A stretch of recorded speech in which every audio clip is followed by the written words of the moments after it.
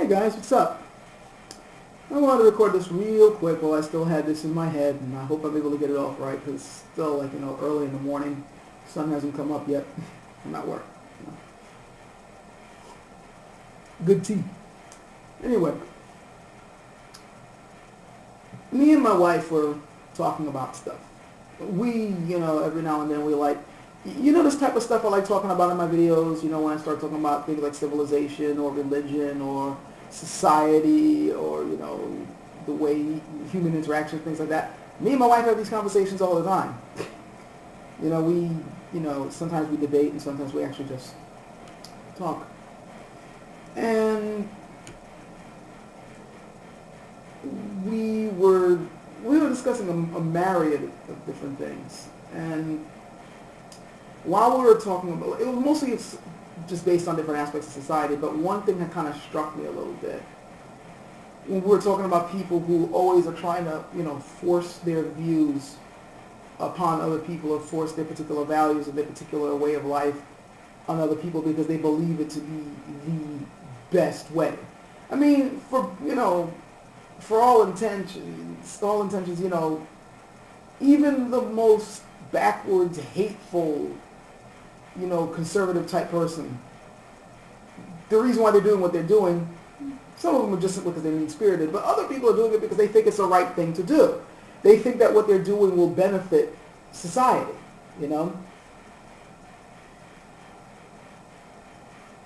Part of the problem that I'm seeing here is absolutism. And I'm sure you guys are going, well, duh. Of course it's absolutism. But it also kind of stems with what I said a long time ago, one of my older videos, when I was saying that questions are more useful than answers. We're so desperate to get the answer, we sometimes forget why the question was asked to begin with. And we so desperately want an answer that we'll jump at the very first answer that we get. Even if it may not necessarily be true, but it makes us feel good. Hey, we got an answer. There you go. It may not even fully answer the question, but it's an answer, for better or for worse. I'm sure you guys can say that, well, religion suffers from this completely because, well, why are we here? God. Who created everything? God. Why, was there suffering in the world? It's all part of God's plan. It's mysterious. We can't understand it. They just quick to throw out answers without really actually paying attention to the question that's actually being asked and why it's being asked. Another big problem with just instantly jumping up to answers is that they're always trying to look for an absolute answer. And this is something that seems to be universal. All human beings want to do this. We're always trying to we always talk about there really is no absolutes in life, and yet when it comes to seeking out explanations for things, we're always trying to go with absolutes. This, by the way, is where bullshit comes from. Trying to go for the absolute. We have to remember that we're human beings. And human beings, I'm sorry, are pretty limited when it comes to, acquiring and holding on to knowledge. We tend to forget that the accumulation of knowledge that we have today, the stuff that we know today, did not just pop out of a vacuum. We didn't just come up with it in this generation or in this lifetime or in this particular era of, history, of human civilization. It was built up over time. And it was a slow compiling of observations and analytical studies and rationalizations and inductions and deductions of people before us.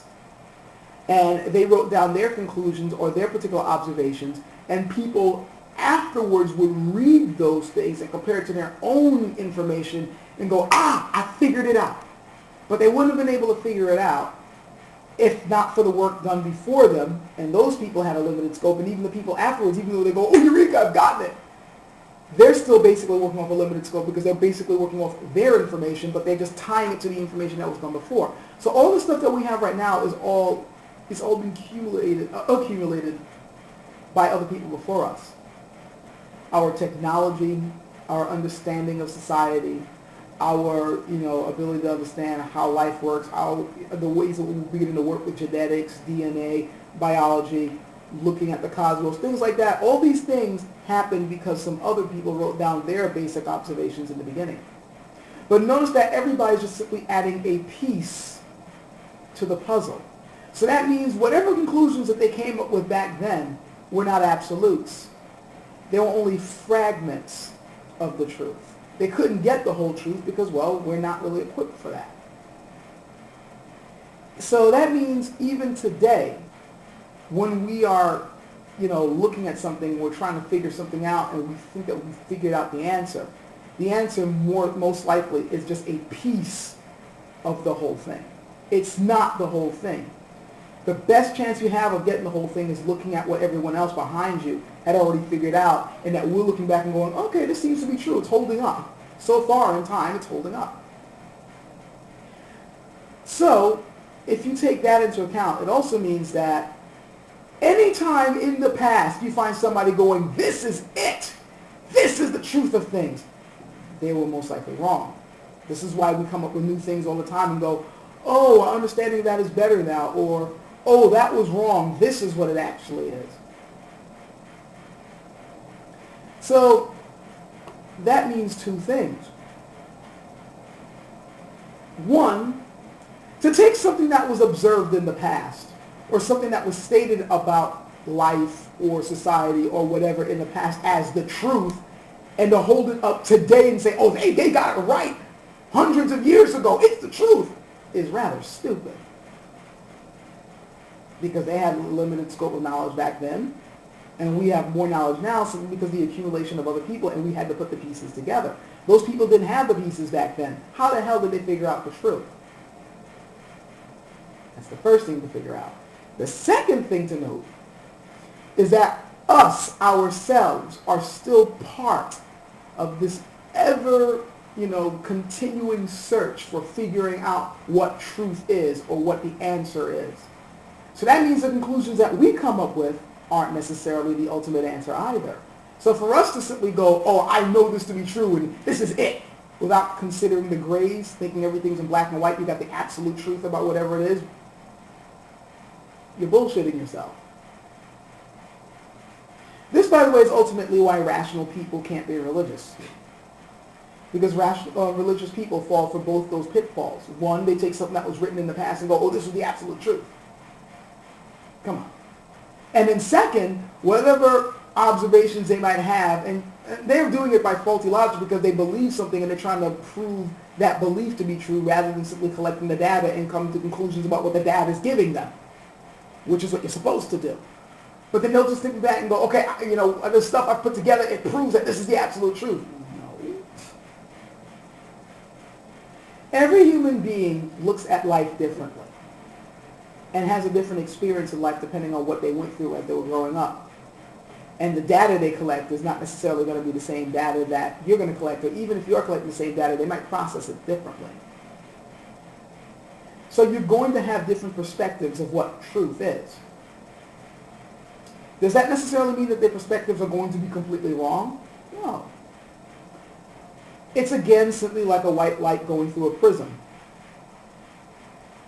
Or necessarily, not even a prism. Think about light going through a cut gemstone. You got all these different facets on the gemstone. And each one's going to reflect the light in a different way. Or might even change, cut out certain parts of the light and they'll come out a different color. So instead of white, you'll get green coming out of here, blue coming out of here, yellow coming out of here. Human beings are like that, where each facets of whatever the giant gemstone of humanity is. And the light shining at us, of course, is the light of knowledge, of information. And we each take that light and process it differently. But the facets of that light, this is a weird metaphor, but hey, go with me here.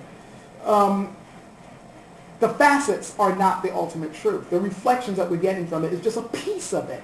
We all have to come together and pool our resources, compare notes, and write this stuff down for other people after us to look at in order for us to get at the truth. This is why things are consistently improving. And this is why we always have to be willing to look back at our old values and re-examine them and figure out, do these things still hold up? Do we need to, process new information? Are we going to have to throw out old beliefs or old things that we held to be true and revise them or get rid of them? This is something that has to be done in order for human beings to improve their society and improve their living conditions and improve the ways we treat each other. If you're not doing that, if you are someone who's like, no, we got to keep it the old way. We have to preserve the old way no matter what. We can't process new information. That's wrong. Then not only are you bullshitting yourself and you're keeping yourself from adding to the knowledge pile, but you're holding society back, especially if you're trying to force those particular beliefs or values in somebody else. And that's just wrong. It would almost be tantamount to a crime. And I think that's something that the fanatics really, really need to start thinking about.